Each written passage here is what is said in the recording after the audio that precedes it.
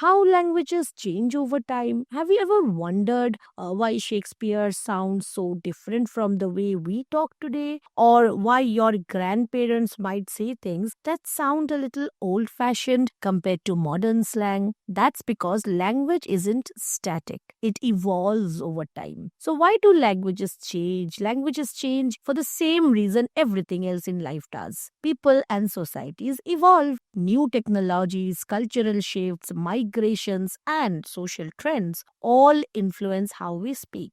Words get borrowed, grammar gets simplified, and pronunciation shifts as generations pass. For example, when the printing press was invented in the 15th century, it standardized spelling and made books more accessible. This helped create a standard version of many languages. But before that, languages were much more fluid. People spelled words however they sounded. Even today, technology is reshaping language. Ever heard someone say lol or ghosting? These terms didn't exist a few decades ago, but now they are part of our everyday vocabulary thanks to texting and social media. Language adapts to fit the tools we use and the world we live in. How do languages change? First, sounds. Over time, the way we pronounce words can shift dramatically. For instance, the Old English word hus eventually became house as vowel sounds changed. Next, words. New words are constantly being added to languages while others fade away. Sometimes they come from other languages, like how English borrows cafe from French or karaoke from Japanese.